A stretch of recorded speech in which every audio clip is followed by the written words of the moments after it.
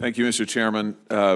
Before I start, Mr. Chairman, I want to say thank you for your strong statement on the RICA legislation yesterday and for your leadership on this issue. It's much, much appreciated. Director Stone-Manning, let me just start with this. When you came before this committee in 2021, this is before I was a member of the committee, you were asked as part of your confirmation whether you'd ever been investigated, arrested, charged by any federal, state, or local law enforcement authority for the violation of any federal, state, or local law, regulation, or ordinance other than a minor traffic offense. We asked that question of all people before the committee. You answered no. Do you stand by that testimony?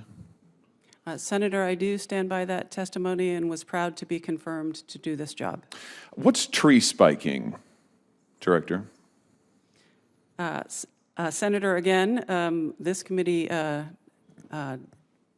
engaged quite a bit in No, that's a factual question. Do you know what it is? And I do. It is. You want to tell us? Go ahead. Yeah, it's when people illegally put metal objects into trees so that they prevent a timber sale. What happens if a chainsaw hits a spike? Sometimes when a chainsaw hits a spike, it can buck the saw. Yeah, violently recoil, potentially kill or seriously maim the loggers. Yeah, which is why I notified the federal authorities that I had heard that happened. Loggers like, for instance, George Alexander, this is from an article on the Washington Post explaining what happens when trees get spiked. Loggers who are blue-collar workers, by the way, these are not wealthy people. These are not people who have had the advantages perhaps you and others have had. People like George Alexander, who, for example, in May 1987, at age 23, his chainsaw hit a tree spike.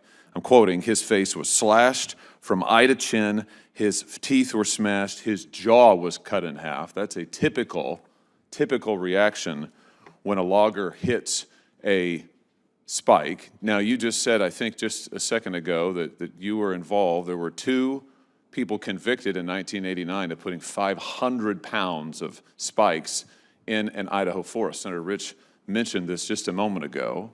You testified you sent a letter to the Forest Service on their behalf. I have it here. The letter says, among other things, this letter sent to notify you that the post office sale, that's the forest sale in Idaho, has been spiked heavily. The reason for this action is that this piece of land is very special to the earth. It is home to the elk, deer, mountain lions, birds, and especially the trees.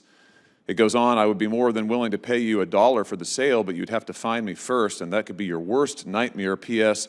You bastards go in there anyway, and a lot of people could get hurt. Why'd you send this?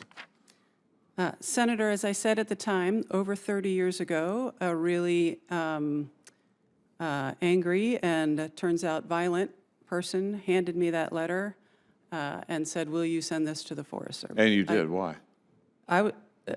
What you just talked about in 1987 to a logger, this is 1988, 9. I understood that people could get hurt.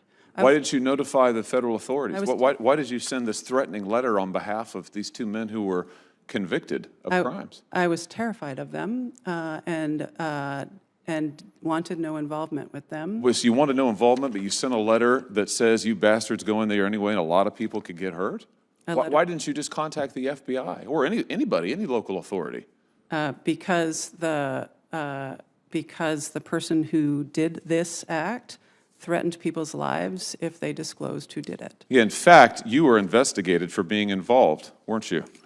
Here we have a letter sent to this committee from the special agent of the USDA Forest Service, Michael Merkley, who was in charge of the investigation. He says, and he details this in the letter to this committee, that he investigated you for your involvement.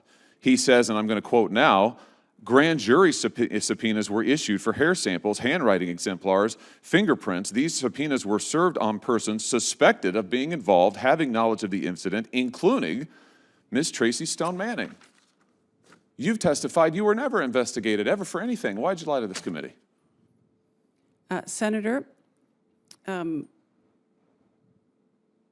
this committee delved deeply, went into the court records where I testified against these men. Were you issued subpoenas? No. You were not issued subpoenas? I was issued a subpoena to appear before a grand jury. Really? Because here's what he says. Ms. Stone-Manning was extremely difficult to work with. She was antagonistic. She was uncooperative, refused to provide her hair, handwriting exemplars, and fingerprints as ordered by the grand jury. It was not until after we informed her she would be arrested if she did not comply with the subpoenas that she provided the samples to me. So you were subpoenaed. Senator Hawley, you were the target of an expired. investigation. Do you have a question? You were the target of an investigation. You lied to this committee. Why? Senator, I never received a target letter. I'm curious, I understand why this committee jumped over 30 years of my career